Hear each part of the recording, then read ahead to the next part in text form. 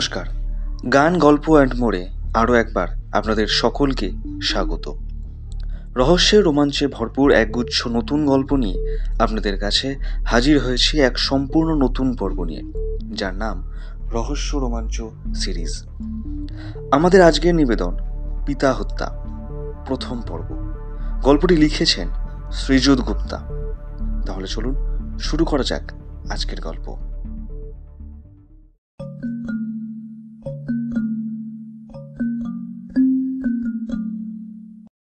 সময়টা শীতকাল। ছুটির মরশুমে শীতের সকালে সবচেয়ে আরামপ্রদ জায়গা হলো বিছানা।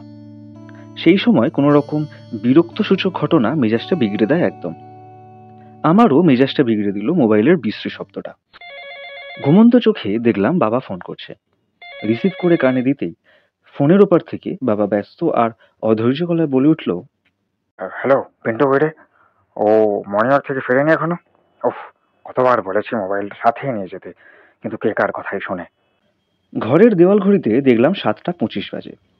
দাদা আর কিছুক্ষণের মধ্যেই ফিরে আসবে মর্নিং ওয়াক থেকে। বাবার হঠাৎ এরকম ব্যস্ততায় আমার তন্দ্রা এক্কেবারে ছুটে গেছে। বাবা আর মা দুদিন ধরে বাড়িতে নেই, মাসির বাড়ি গেছে ধুলাগড়ে। কোনো বিপদ হলো নাকি? আমি আতঙ্কিত গলায় জিজ্ঞেস করলাম, কি হয়েছে, সব ঠিকঠাক তো? বাবা হতাশা মিশ্রিত গলায় বলল, হ্যাঁ, আমাদের এখানে সব ঠিকঠাক আছে, কিন্তু আমার এক অফিস কলিগ আজ হঠাৎ মারা গেছে। খুব প্রিয় বন্ধু ছিল আমার। দুজনে একসাথে অবসর নিয়েছিলাম আমরা। আমি এখন তার বাড়ি যাচ্ছি, আর তুই আর পিন্টু আয়। আর পিন্টু আসলে আমায় অবশ্যই ফোন কর। আমি ধুলাগড় থেকে বেরিয়ে পড়েছি। বন্ধুটির বাড়ি মানিকতলায়। বাবা ফোন কেটে দিল। আমি একটু স্বার্থপরের মতনই হাঁফ ছেড়ে মনে মনে বললাম, যাক, বাবা মা সংঘটিত কোনো বিপদ নয় ভাগ্যিস, ওখানে ওরা ঠিকই আছে। তারপর মনে হলো, বাবা হঠাৎ দাদাকে ওখানে যেতে বললো কেন? কারণ অস্বাভাবিক ঘটনা না হলে তো বাবা সচরাচর এইভাবে ফোন করে দাদাকে যেতে বলবে না। ভাবনাচ্যুতি ঘটল। ঘর থেকে আওয়াজ পেলাম হল ঘরে সোফা টেনে কেউ বসলো। দাদাই হবে। বাড়ির ডুপ্লিকেট চাবি আমাদের সবার কাছেই রাখা থাকে। ঘর থেকে বেরিয়ে দেখলাম দাদা খবর কাগজ খুলে সোফায় বসে। আমার পায়ের শব্দ পেয়ে খবর কাগজ থেকে চোখ না সরিয়ে বলল, বাবু চা হবে প্লিজ। আমি দাদার পাশে গিয়ে বললাম, পরে খেয়েও চা, বাবা ফোন করতে বললে ইমিডিয়েট। বাবার পরিচিত একজন মারা গেছেন, বাবা যাচ্ছে সেখানে, আমায় আর তোমাকেও যেতে বলল। কথাগুলো বলতে বলতে আমি বাবাকে ফোন লাগিয়ে দাদার হাতে মোবাইলটা দিলাম। দাদা ফোনে, আর ঠিক আছে, যাচ্ছি, ওকে ওকে বেরোচ্ছি বলে ফোনটা কাটলো। তারপর মোবাইলটা আমার হাতে দিয়ে বলল, চল বেরোনো যাক। বাবা ঠিকানাটা দিল। আমাদের বাড়ি থেকে মানিকতলা বাইকে 15 থেকে 20 মিনিট লাগে। আমরা অবশ্য হলুদ ট্যাক্সি নিলাম। যিনি মারা গেছেন তার নাম মণিমোহন গাঙ্গুলি। মারা গেছেন বলতে অস্বাভাবিক মৃত্যু বলেই পুলিশের ধারণা। ঘটনাটা আজ ভোরবেলাতেই ঘটেছে। মৃত ব্যক্তির মোবাইলে লাস্ট কলিংই আমার বাবার নাম। মণিমোহন গাঙ্গুলির মোবাইল থেকে গতকাল সন্ধে 7:05 ফোন এসেছিল আমার বাবার মোবাইলে। কল টাইমিং 4 মিনিটের মতন। পুলিশ সেই সূত্রেই বাবাকে 7 সকালে ফোন করে জেরা করে সামান্য। বাবার সাথে মৃত মণিমোহনের অফিসিয়াল বন্ধুত্ব। গত বছর দুইজন একসাথে অবসর নেন অফিস থেকে। ফোনে বার্তালাপ প্রায়ই হতো। গতকালকেও ফোন করে কে কেমন আছে এইসব কথাই হয়েছিল। বাবা ওনার সাথে ফোনে কথা বলে বিন্দুমাত্র আঁচ করতে পারেনি যে এরকম বীভৎস কিছু ঘটতে চলেছে। আমার বাবা মধ্য কলকাতা অঞ্চলে নামকরা ব্যক্তি। সমাজসেবামূলক কাজকর্মে বাবা জড়িত থাকেন বলে সবাই বাবাকে মোটামুটি চেনেন। ট্যাক্সিতে যেতে যেতে ফেসবুকের নিউজ ফিডে এই ঘটনার ঝলকও পেলাম। ফেসবুক টুইটারের যুগে কত দ্রুত খবর ছড়িয়ে পড়ে সর্বত্র। ফেসবুকে যা ঝলক পেলাম তা অনেকটা এই রকম। পিতা হত্যা, মানিকতলার ঘটনা, মধ্য কলকাতার বুকে এক বৃদ্ধর অস্বাভাবিক মৃত্যু, পলাতক ছোট ছেলে। গত কয়েকদিন ধরে ছোট ছেলে অর্থাৎ রণজিৎ গাঙ্গুলির সাথে বাবার অর্থাৎ মণিমোহন গাঙ্গুলির বীভৎস রকম ঝামেলা হচ্ছিল, যা প্রতিবেশীদেরও অজানা ছিল না। মৃত ব্যক্তির বড় ছেলে অর্থাৎ প্রাণজিৎ গাঙ্গুলি পুলিশকে জানায়, রণজিতের সাথে বাবার ঝগড়া সবসময় লেগে থাকতো। ঝগড়ার মূল কারণ ছিল টাকা পয়সা। রণজিৎ কোনো কাজকর্ম করতো না, অথচ বাজারে বিভিন্ন রকম ধার দেনায় জড়িয়েছিল। কিন্তু তা বলে যে রণজিৎ নিজের বাবাকে হত্যা করবে তা স্বপ্নেও ভাবা যায় না বলে দাবি করেছেন বড় ছেলে। সকালবেলা অভ্যাস মতন বড় ছেলে প্রাণজিৎ বাবাকে ডাকতে আসে চা খাওয়ার জন্য, কিন্তু বাবা দরজা খোলে না। অনেক ডাকাডাকি করে দরজায় ধাক্কা দেয়, তাও নিশ্চুপ। এরপর প্রাণজিৎ ভাইয়ের ঘরে যায়, বাবা দরজা খুলছে না, তাই দরজা ভাঙতে হবে এই ভেবে। কিন্তু ভাইয়ের ঘরে গিয়ে দেখে ভাই রণজিৎ ওর ঘরে নেই। প্রাণজিৎ বাবু কি করবে কিছু বুঝতে না পেরে ওনার এক প্রতিবেশীকে ডেকে নিয়ে আসে এবং দরজা ভাঙে। তারপর বাবার দেহ মাটিতে পড়ে থাকতে দেখে। মানিকতলা থানার গণেশ চ্যাটার্জি এই কেসের দায়িত্বে আছেন। উনি আশ্বাস দিয়েছেন খুব তাড়াতাড়ি এই মৃত্যু রহস্যের সমাধান করবেন। দাদাকে খবরটা দেখালাম। দাদা এক ঝলক পড়ে বলল, কিভাবে মারা গেছেন সব তো কিছুই লেখা নেই।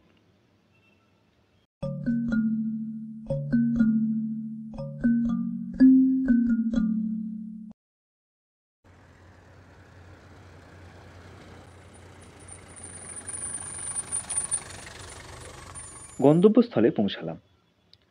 একতলা একটি বাড়ি। বাড়ির অবস্থান অনেকটা চ্যাপ্টা মতন। বাইরে থেকে দেখলেই মনে হচ্ছে এই বাড়ির ভেতরে ঘর সংখ্যা ৩-৪-এর বেশি হবে না।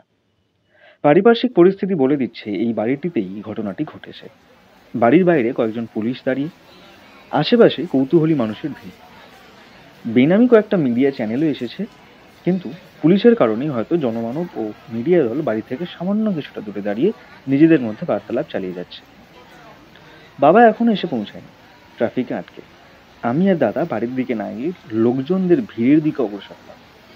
দাদার মুখ দেখে বুঝলাম ও হয়তো বিনা আমন্ত্রণে এখানে এসে পুলিশের কাজের মাঝে হস্তক্ষেপ করতে ইচ্ছুক নয়। চারপাশ দিয়ে বিভিন্ন বিষয়ে মন্তব্য ঘোরাঘুরি করছে। দাদা মনোযোগ দিয়ে সেইগুলিই শুনছে। বেশিরভাগ মন্তব্যই মৃত মণিমোহনের ছোট ছেলের উদ্দেশ্যে। আমিও মনোযোগ দিয়ে শুনছি। এক মহিলা আর এক মহিলাকে বলছে, ছোট ছেলে, সে তো এক মুসলমানের মেয়েকে নিয়ে ঘুরতো, ওকেই নাকি বিয়ে করবে বলে ঠিক করে, কিন্তু ছেলের বাবা কিছুতেই রাজি ছিল না গো। হঠাৎ আমাদের মনঃসংযোগ বিঘ্নিত হলো। এক পুলিশ আমাদের সামনে এসে বেশ জোরে আহ্লাদের সাথে বলে উঠল, আরে পিন্টু বাবু যে। দাদা সপ্রতিভ কণ্ঠে বলল, এই এলাম, বাবার বন্ধু হতেন যিনি মারা গেছেন। পুলিশটির উচ্চতা দাদার মতনই 6 ফুট হবে, বেশ গৌর বর্ণের আর দেখতে বিদেশি সিনেমা পুলিশগুলোর মতন। এনার নাম গণেশ চ্যাটার্জি। বেশ কয়েকবার আমাদের বাড়িতেও এসেছেন ইনি। গণেশবাবু বললেন, হ্যাঁ, তোমার বাবার সাথে কথা হয়েছে। আমি তো বেশ চমকে গেছিলাম। মৃত ব্যক্তির মোবাইলে আউটগোয়িং কলে দেখি তোমার বাবার নাম্বার। তোমার বাবাকে ঘটনাটা জানাই, আর তুমিও যেন আসো এইটাও বলি। আমার মনে হচ্ছে তোমার সাহায্যের দরকার হতে পারে। দাদা বলল, মৃতদেহ কি সরানো হয়ে গেছে? গণেশবাবু বললেন, এখনো সরানো হয়নি। ফরেন্সিক থেকে লোক এসেছে, ওরা সব ছবি টবি তুলছে। কি দিয়ে মারা হয়েছে? কিছুই বুঝতে পারছি না। কোনো অস্ত্রও তো নেই। চলো দেখা যাক। বেশিরভাগ সময় দেখা যায় পুলিশ তার নিজস্ব কাজে কোনো দ্বিতীয় ব্যক্তির হস্তক্ষেপ পছন্দ করে না, কিন্তু ইন্সপেক্টর গণেশ চ্যাটার্জির সাথে আমাদের পরিবারের আলাদা খাতির আছে। সে দাদাকে খুব সমীহ করে, তার অবশ্যই কারণও আছে। বিশেষ বিশেষ ক্ষেত্রে গণেশবাবু মাঝে মাঝেই পরামর্শ নিয়ে থাকেন আমার বাবার কাছে, যদিও আসলে পরামর্শ দেয় আমার দাদা। গণেশবাবুর মধ্যে সব থেকে ভালো জিনিস হলো সে সম্পূর্ণ ইগোলেস। এরকম মানুষ আজকাল খুব কমই দেখা যায়। আমরা কোলাহল থেকে বেরিয়ে বাড়িতে প্রবেশ করলাম। বাড়ির প্রবেশপথ একটাই, সবুজ রঙের গ্রিলের গেট। গেটের বাইরে টিনের ছোট ফলকে লেখা MBBS পি গাঙ্গুলি। দরজা খোলার পর সরু গলির মতো জায়গা, যার দুপাশে দুটো ঘর, আর দরজা সোজাসুজি একটি ঘর। সোজাসুজি ঘরটাতে পর্দা ঝোলানো। ঘরটির বাইরে একজন কনস্টেবল দাঁড়িয়ে। আমরা গণেশবাবুকে অনুসরণ করে সোজা ঘরটিতে ঢুকলাম। ঘরে ঢুকতেই মনে হলো আমার বুকের ভেতর কেউ বড় বড় ইঁদুর ছেড়ে দিয়েছে। বুকে ধুকপুকানি ভীষণভাবে বেড়ে উঠেছে। দেখলাম দরজা থেকে সামান্য দূরে মণিমোহন গাঙ্গুলির মৃতদেহ সবাসনে শুয়ে আছে মাটিতে, মুখে বিকৃত ভাব। বাম হাতটা বুকের উপর নিজের পাঞ্জাবি খামচে ধরার অভিপ্রায়। চোখ দুটি দিয়ে চিৎকার করার চেষ্টা করে সিলিং প্রান্তে স্থির হয়ে গেছে, নিঃসাড়, নিস্তেজ। মৃতদেহের চারপাশে চক দিয়ে দাগ টানা। একজন ক্যামেরাম্যান বিভিন্ন দিক দিয়ে মৃতদেহের ছবি তুলতে ব্যস্ত। একটা জিনিস দেখে ভীষণভাবে চমকে উঠেছি। মৃত ব্যক্তির পাঞ্জাবি বুকের কাছে রক্তের দাগ। ঘরের দেওয়ালে, মেঝেতে, বিছানাতে রক্ত ছড়িয়ে ছিটিয়ে আছে, ছাপ ছাপ জমাট বাঁধা রক্ত। ঘরে একটি মাত্র জানলা, আর সেটা বন্ধ। ঘরে ফুল স্পিডে পাখা চলছে এই শীতের দিনে। ঘরের আসবাবপত্র বলতে একটি খাট, একটি আলমারি, একটি কাঠের মজবুত টেবিল, আর তার উপর রাখা একটি হাঁ করে খোলা সিন্দুক। বিছানা দেখে মনে হলো মৃত ব্যক্তি কাল রাত্রে বিছানায় ওঠেনি পর্যন্ত। বিছানা টিপটাপ করে গোছানো, অথচ চাদরে রক্ত ছটা। সিন্দুকের পাশে গিয়ে দাদা বলল, সিন্দুকের ভেতর দেখছি শুধু একটা 100-র নোট রাখা, তাও অর্ধেক ছেঁড়া। গণেশবাবু বললেন, হ্যাঁ, নোটটা ছেঁড়া বলেই নেয়নি হয়তো। কত কি ছিল সিন্দুকে? বড় ছেলে জানালো 1030-এর মতন ছিল। কয়েকদিন আগেই এলআইসি থেকে ম্যাচিউর হয়ে পেয়েছিল। আর সোনা গয়না সব আলমারিতেই থাকতো। তবে সেগুলো সব ঠিকঠাকই আছে। বড় ছেলে দেখে জানালো। দাদা ঘরের চারপাশে চোখ বোলাতে লাগলো। দেওয়ালে লেগে থাকা শুকনো রক্তের দাগ খুব কাছ থেকে দেখতে লাগলো। ফরেন্সিকের লোক খুব যত্নের সাথে রক্তের স্যাম্পেলগুলোকে নিয়ে ছোট ছোট শিশিতে ভরছে যথাসম্ভব। গণেশবাবু দাদার দিকে ফিরে বলল, পিন্টু, কিছু বুঝতে পারছো? দাদা মেঝেতে ঝুঁকে খাটের তলায় চোখ বোলাতে বোলাতে বলল, আপাতত বোধগম্য কিছু হলো না।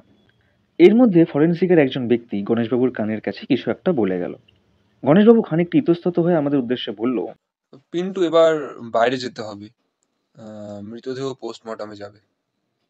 দাদা মাটিতে বসা অবস্থাতেই খাটের পায়ের দিকে আঙুল নির্দেশ করে বলল, গণেশবাবু, এটা কি বলুন তো, জমাট রক্তের ভেতর। গণেশবাবু নিচু হয়ে খাটের পায়ের নিচে দেখে বলল, রক্তই তো। হুম, রক্তের মধ্যে কুণ্ডলী পাখি একটা কিছু আছে, ভালো করে দেখুন। গণেশবাবু আরো নিচু হয়ে দেখল, তারপর হাতে গ্লাভস পরে জমাট রক্তের ভেতর থেকে কিছু একটা বার করে তুলে আফসোসের স্বরে বলল, কিছু না পিন্টু, গাডার মনে হচ্ছে। দাদা একটা দীর্ঘশ্বাস ফেলল। কিছুক্ষণের মধ্যে মৃতদেহ পোস্টমর্টমের জন্য নিয়ে যাওয়া হলো। আমরা বাড়ির বাইরে এসে দাঁড়ালাম। দাদারা মস্তিষ্কে ধোঁয়া সরবরাহে মত্ত হতে হতে আলোচনা চালিয়ে যাচ্ছে। দাদা গণেশবাবুকে বলল, ছোট ছেলে তো পালিয়েছে যা শুনলাম, তো বড় ছেলেকে জেরা করে কিছু পেলেন? গণেশবাবু বললেন, মৃত মণিমোহন বিপদনিক। 5 বছর আগে ওনার ওয়াইফ মারা যান। বড় ছেলের নাম প্রাণজিৎ, পেশায় ডাক্তার। এখনো বিয়ে থা করেননি। বড় ছেলের কথা শুনে মনে হলো সে বিশ্বাস করে না এই ঘটনায় তার ভাইয়ের হাত আছে বলে। কাল রাত্রে অনেক ঝামেলা হয় ছোট ছেলের সাথে বাবার। তারপর ছোট ছেলে রাত ওই 10টা নাগাদ বাড়ি থেকে বেরিয়ে যায়। বাবাও নাকি ওই সময় ঘরের দরজা বন্ধ করে ঘুমোতে চলে যায়। রাতে খাবার জন্য বড় ছেলে যখন বাবাকে ডাকতে যায়, বাবা দরজা খোলে না। সেও বেশি ডাকাডাকি না করে নিজে একা খেয়ে ঘুমাতে চলে যায়। বাবা নাকি প্রায় রাতেই না খেয়ে ঘুমাতেন। সারা রাত ছোট ভাই বাড়িতে এসেছিল কিনা প্রাণজিৎ জানেন না। দুই ভাইয়ের কাছেই বাড়ির ডুপ্লিকেট চাবি থাকে। ছোট ভাই তাই যখন পারে বাড়িতে আসে আর বাড়ি থেকে বেরোয়। প্রাণজিৎ বাবু কোথায় এখন? মানে একটু কথা বলার ছিল। আমরা আবার বাড়িতে ঢুকে প্রাণজিৎ বাবুর ঘরে প্রবেশ করলাম। খাটের ওপর মাথা নিচু করে বসে আছেন একজন বয়স 30-এর যুবক। ঘরে আমরা প্রবেশ করেছি দেখেও কোনো রকম সৌজন্যবোধের ধার ধারল না। একবার তাকিয়ে আবার মাথা নিচু করে রইল। হতাশ, বিবর্ণ, কিছুক্ষণের ঝড়ে প্রবলভাবে ক্ষতিগ্রস্ত একটা মুখ। বয়স আন্দাজ 30-এর কাছাকাছি। ছিমছাম চেহারা, বেশ একটা কাঠিন্যের অবয়ব, সহজ সরল মুখের আদল। দাদা কিছু বলতে যাবে হঠাৎই শুনতে পেলাম গেটের বাইরে আমার বাবার আওয়াজ। সম্ভবত কনস্টেবলের সাথে কথা বলছে। গণেশবাবু ঘর থেকে বেরিয়ে বাবাকে প্রাণজিতের ঘরে নিয়ে এলো। বাবা আসতেই প্রাণজিৎ কেঁদে উঠল, আর কেঁদে কেঁদে বাবাকে মণিমোহন গাঙ্গুলির গত হওয়ার ঘটনাগুলো বলতে লাগলো। বাবা কাল ভাইয়ের সাথে ঝগড়া করে না খেয়ে ঘুমিয়ে পড়েছিল। ভোরবেলা চা বানিয়ে বাবাকে ডাকতে গেলাম, কিন্তু বাবার সাড়া পেলাম না। ভাইও বাড়িতে নেই দেখে পাশের বাড়ির কাকুকে ডেকে ঘর ভেঙে দেখি বাবার মৃতদেহ। শক্তপোক্ত চেহারার প্রাণজিৎ বাবুকে বাবার সামনে এরকম কাঁদতে দেখে বুঝলাম যে আমার বাবার এই বাড়িতে অল্প বিস্তর যাতায়াত আছে। দুজনই দুজনকে চেনে। বাবা সান্ত্বনা দিয়ে প্রাণজিৎকে শান্ত করার চেষ্টায় উদ্যত হলো। কিছুক্ষণ নিঃশব্দে কাটার পর দাদা প্রাণজিৎ বাবুর উদ্দেশ্যে বলল, কটা কথা জিজ্ঞাসা করতে পারি কি? প্রাণজিৎ বাবু নিজেকে কিছুটা সামলে নিয়েছেন, তবু গলার স্বর এখনো সামান্য কাঁপা কাঁপা। প্রাণজিৎ বাবু বলল, বলুন। আপনি তো ডাক্তার, আপনার বাবার মৃতদেহ দেখে আপনার কি ধারণা? মানে কিভাবে মৃত্যু হয়েছে বলে মনে হয়, আর কখন হয়েছে? আমার মনে হচ্ছে স্ট্রোক, আর দেখে মনে হয় কাল রাত্রেই হয়েছে। এর আগে কি কখনো হয়েছিল স্ট্রোক? প্রায় 3 মাস আগে হয়েছিল প্রথমবার। আমি বাড়িতেই ট্রিটমেন্ট করেছিলাম। আচ্ছা, এত শীতেও আপনার বাবা পাখা চালিয়ে শুতেন? হ্যাঁ, সব ঋতুতেই পাখা চালিয়ে ঘুমাতেন। আচ্ছা, তা ইদানিং আপনার বাবার শরীর কেমন যাচ্ছিল? প্রথম স্ট্রোক হওয়ার পর থেকে বাবার মাথার একটু প্রবলেম হয়েছিল বোধহয়। প্রায় বলতেন, রাতে উনি জানলার কাছ থেকে মেয়েদের স্বরে কাউকে কথা বলতে শুনতেন, ঝুমুরের আওয়াজ পেতেন, ঘুমাতে পারতেন না। আমার থেকে খালি ঘুমের ওষুধ চেয়ে নিয়ে যেতেন। আমি দিতে চাইতাম না, মাঝে মাঝে একটা দুটো কম ডোজের ওষুধ দিতাম। বাবু কথা বলতে বলতে আবার ফুপিয়ে উঠল। কিছুক্ষণ চুপ থেকে দাদা বলল, আপনার বাবার ঘরে কিন্তু কোনো রকম ওষুধের শিশি বা মোড়ক দেখতে পেলাম না। প্রাণজিৎ হাতের চিঠোয় চোখ মুছতে মুছতে বলল, বাবা আমার ঘর থেকেই ওষুধ নিয়ে যেতেন। হুম, আপনার ভাই কোনো এক মুসলমান মেয়েকে বিয়ে করতে চায়, এই বিষয়ে আপনি কিছু জানেন? প্রাণজিৎ বাবু উদাসীনভাবে উত্তর দিলেন, হ্যাঁ, সায়রা মেয়েটার নাম। বাবার আপত্তি ছিল ভাই যেন মেয়েটির সাথে না মেশে। আপনার কি মনে হয় আপনার ভাইয়ের কোনো রকম হাত আছে আপনার বাবার মৃত্যুর পেছনে? প্রাণজিৎ বাবু বিষাদ মিশ্রিত স্বরে বলল, না, আমার ভাই ঝগড়া করতে পারে, কিন্তু কাউকে মারতে পারে না। আর আর বাবাকে মারবেই বা কি করে? বাবার ঘর তো ভেতর দিয়ে বন্ধ ছিল, জানলাও ভেতর দিয়ে বন্ধই থাকে। আমার তো মাথায় আসছে না, ঘরের মধ্যে অত রক্ত এলো কোথা থেকে? কারই বা রক্ত? দাদা জিজ্ঞাসা করলো, আপনার বাবার কোথাও ধার দেনা বা অন্য কোনো কিছু নিয়ে কোনো শত্রু থাকতে পারে বলে কোনো ধারণা? বাবা একদম নির্ঝঞ্ঝাট মানুষ ছিলেন, আমার মনে হয় না ওনার কোনো শত্রু আছে বলে। কাল সারাদিন আপনার বাবা কি কি করেছিলেন একটু যদি বলেন। বাবা সারাদিন বাড়িতেই থাকতেন, খবরের কাগজ, গল্পের বই, উপন্যাস এইসব নিয়েই ব্যস্ত থাকতেন। আর সন্ধ্যের দিকে সৎসঙ্গে যেতেন, বাড়ি ফিরতেন 10টার আগে। কালকেও সৎসঙ্গে গেছিলেন আর বাড়ি ফিরলেন 10টার কিছু আগে। এসেই ভাইয়ের সাথে তুমুল ঝগড়া হলো। ভাই সায়রাকে বিয়ে করতে চায়, কিন্তু বাবা পরিষ্কার জানায় মুসলমান মেয়েকে বিয়ে করলে তাকে ত্যায্য পুত্র করবে। এই কথা বাবা আগেও অনেকবার বলেছে। দাদা প্রাণজিতের ঘরে হাঁটাহাঁটি শুরু করেছে। বই টেবিলের উপরে থাকা ফাইলপত্র ঘেঁটে দেখতে লাগলো। সারি সারি ডাক্তারি বইয়ের তাকে অজস্র বইগুলোতে চোখ বোলাতে লাগলো। ঘরটা খুবই অগোছালো। ডাক্তারদের ঘর সাধারণত টিপটাপ থাকে। প্রাণজিৎবাবুর পোশাক রাখার সেলফটি সব থেকে বেশি দৃষ্টিকটু। সব জামাকাপড় উপরে পাহাড় হয়ে আছে। অবিবাহিত ছেলেরা একটু অগোছালোই হয়, এটা ডাক্তারদের ক্ষেত্রেও যে প্রযোজ্য তা জানতাম না। দাদা ঘরে পায়চারি করতে করতে প্রাণজিৎবাবুকে জিজ্ঞাসা করলো, সায়রা নামের মেয়েটির ঠিকানা আপনার জানা আছে? রঞ্জিতবাবু বললেন, ঠিকানা জানি না, তবে পার্ক সার্কাসের দিকে থাকে। আপনার ভাইয়ের সাথে মেয়েটির পরিচয় হয় কিভাবে? কলেজ থেকে। সায়রা কি কখনো আপনাদের বাড়িতে এসেছে? হ্যাঁ, অনেকবারই এসেছে, তবে বাবার অনুপস্থিতিতে। আহ, আপনার কোনো প্রেমিকা নেই? রঞ্জিতবাবু এই প্রশ্নে সামান্য অস্বস্তি বোধ করে উত্তর দিলেন, না, আমার কোনো প্রেমিকা নেই। আচ্ছা, আমি একটু রণজিতের ঘরটা দেখতে চাই।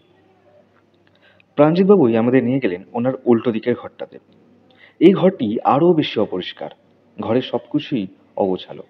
বিছানা থেকে শুরু করে টেবিলের ড্রয়ার, জামা কাপড়ের স্তূপ বিছানায় পাহাড় হয়ে আছে। ড্রেসিং টেবিলের উপর একটি ফটো ফ্রেমে এক যুবককে দেখা গেল। একটি মাঠে ব্যাট করছে ছেলেটি। আমাদের সকলের চোখ সেদিকে যেতেই প্রাণজিৎবাবু বিমর্ষভাবে বলে উঠল, ভাইয়ের ছবি, 1 বছর আগের।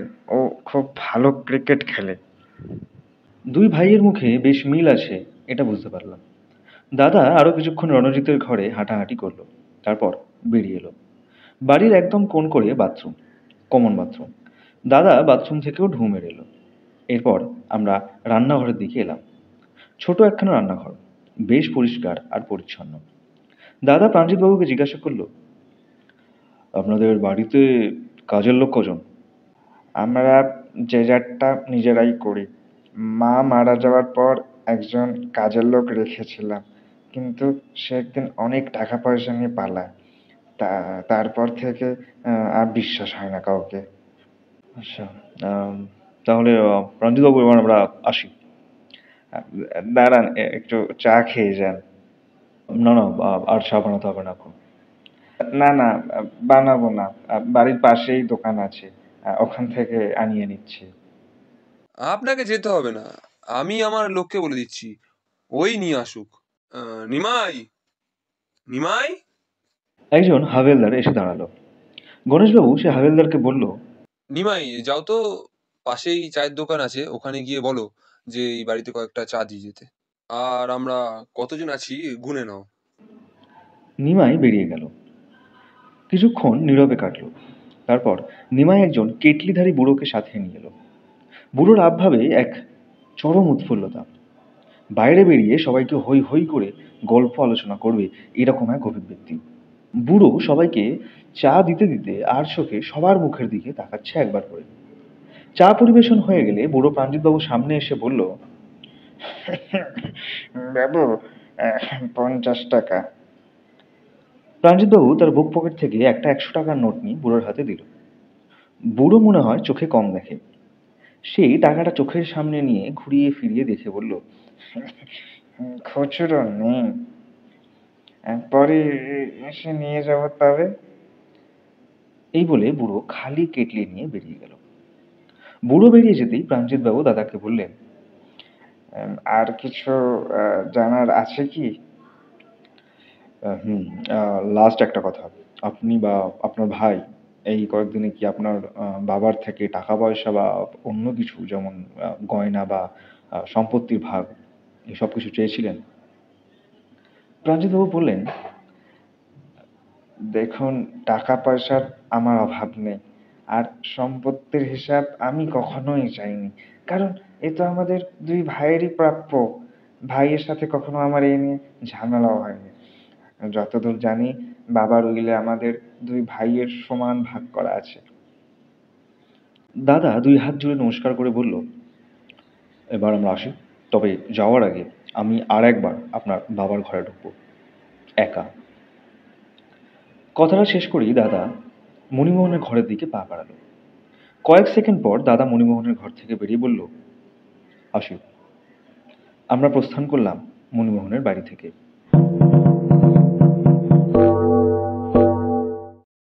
বাড়ি ফেরার আগে আমরা প্রাণজিৎদের এক প্রতিবেশীর সাথে কথা বললাম। এই প্রতিবেশীটি আর প্রাণজিৎবাবু মিলে মণিমোহনের ঘরের দরজা ভেঙেছিল। প্রতিবেশীটি জানালেন যে দরজা ভাঙার পরই মণিমোহনের মৃতদেহ মাটিতে লুটিয়ে পড়ে থাকতে দেখে, আর ঘরের চারপাশে রক্তের দাগ, মণিমোহনের পাঞ্জাবিতে রক্তের দাগও দেখতে পায়। আমরা বাড়ি ফিরলাম ট্যাক্সিতেই। সকালবেলা কিছু খেয়ে বেরাইনি। বাড়ি পৌঁছে স্নান ছেড়ে ঝটফট খাওয়ার জন্য উদ্যত হলাম। মা আসেন, ধুলাগড়েই আছে। অনলাইনে কিছুক্ষণের মধ্যেই খাওয়ার এসে হাজির হলো। দুপুরে ঘরে শুয়ে আকাশ পাতাল ভাবছি। খুব আশ্চর্য লাগছে এই ভেবে, মৃত ব্যক্তির ঘর ভেতর থেকে বন্ধ ছিল, ঘরের জানলাও বন্ধ। তাহলে মৃত্যু হলো কিভাবে? সম্ভবত হার্ট অ্যাটাক।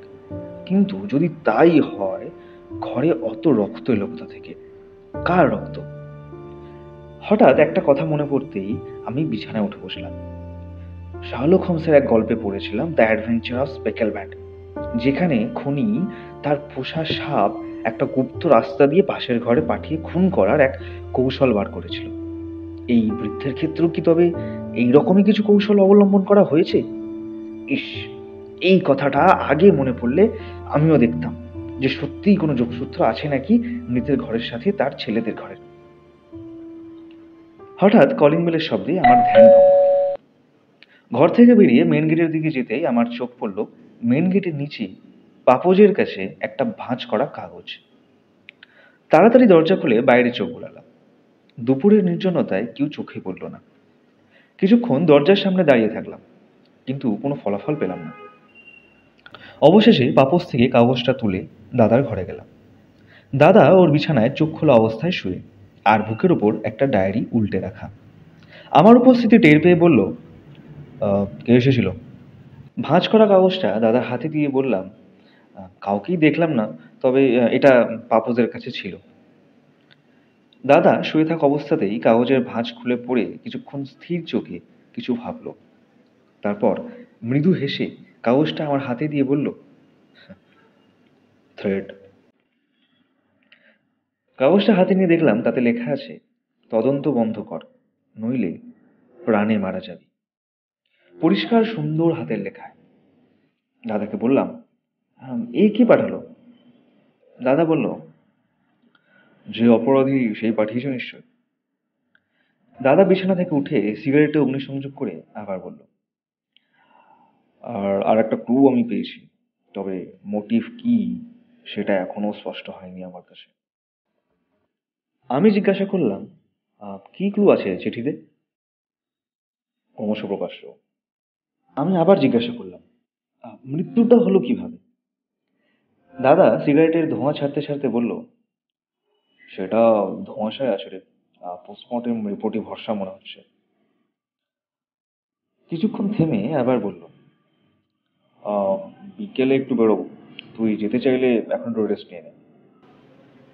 বিকেল করে আমরা বেরোলাম। আমাদের গন্তব্য ছিল স্বপন কাকা ডিসপেন্সারি।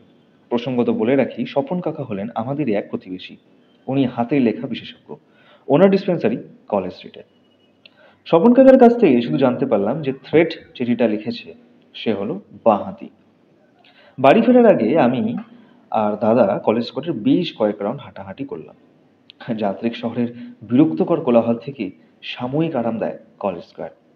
এই জায়গাটিতে সারা বছরই প্রেম প্রেম আবহাওয়া বয়ে থাকে।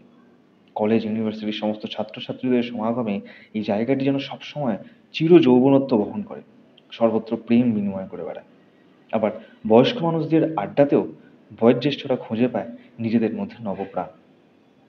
বিশাল পুকুরে চৌবাচ্চা কেটে ভিন্ন ভিন্ন সাঁতার শেখার ক্লাবগুলো যেন জলের মধ্যে প্রাণ প্রতিষ্ঠা করেছে, এই রকম মনে হয়। আমি হাঁটতে হাঁটতে এই সবই লক্ষ্য করছিলাম। হঠাৎ দাদা বলে উঠল, জানিস বাবু, আমার মনে হচ্ছে মণিমোহন বাবুকে প্ল্যান করে হত্যা করা হয়েছে। আমি বললাম, হ্যাঁ, সেটা তো আরো স্পষ্ট হলো থ্রেট চিঠিটা আসার পর। হ্যাঁ, কি অদ্ভুত ঘটনা, ঘরে সর্বত্র রক্ত, আর মেঝেতে বৃদ্ধ পড়ে আছেন। আচ্ছা, তোমার কি মনে হয় দাদা, মানে এত রক্ত কার? মানে কোনো পোষ্য বা অপোষ্য প্রাণীর, নাকি অন্য কিছু? আমি তো কিছুই বুঝতে পারছি না।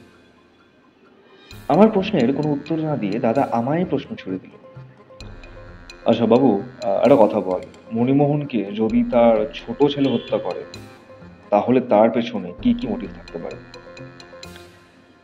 আমি একটু ভেবে নিয়ে বললাম, উম, দেখো, ছোট ছেলে রণজিতের বাজারে অনেক ধার, টাকা পয়সারও প্রয়োজন, অথচ সে কোনো কাজ করে না।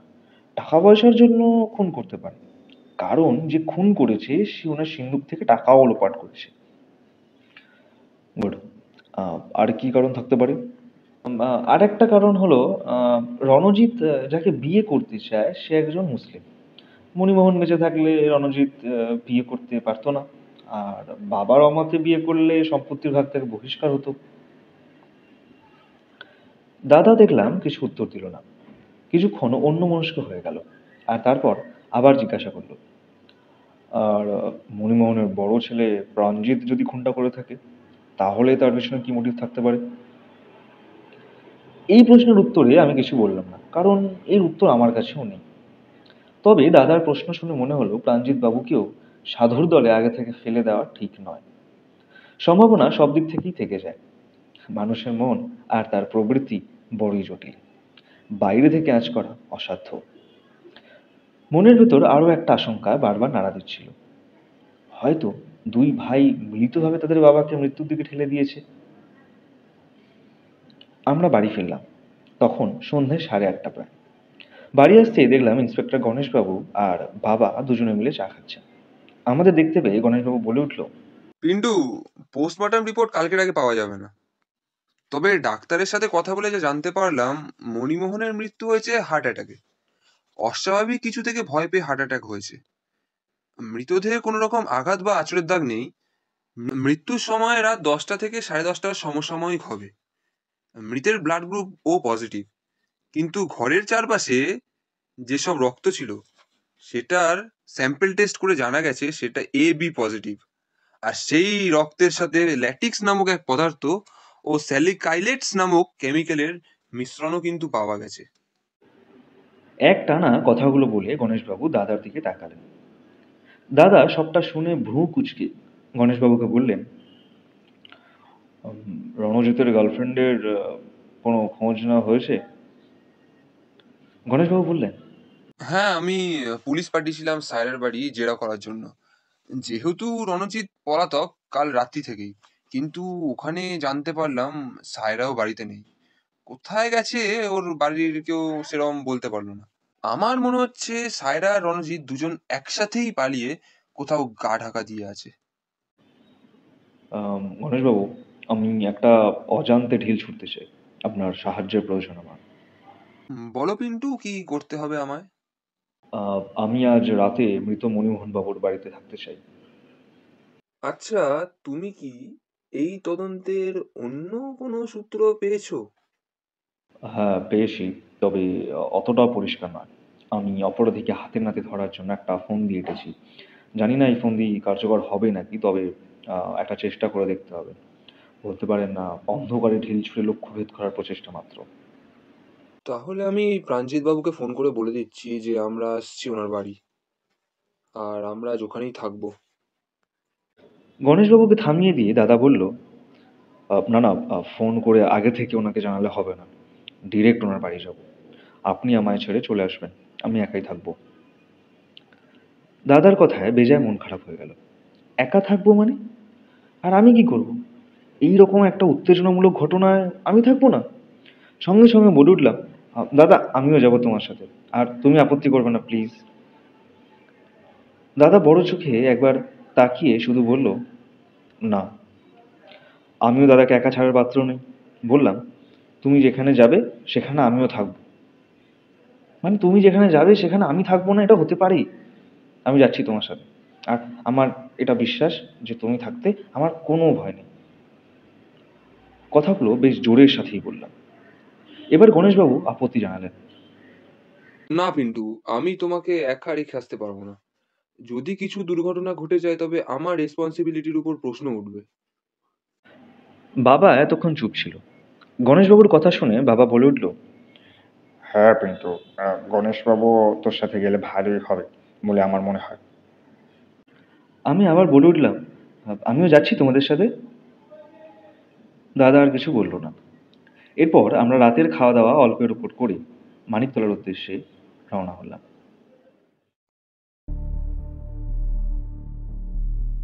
আজকের গল্পটি লিখেছেন শ্রীযুত গুপ্তা। গল্প পাঠে আমি পার্থ। গল্পের মুখ্য চরিত্র গোয়েন্দা পিন্টুর ভূমিকায় আমি।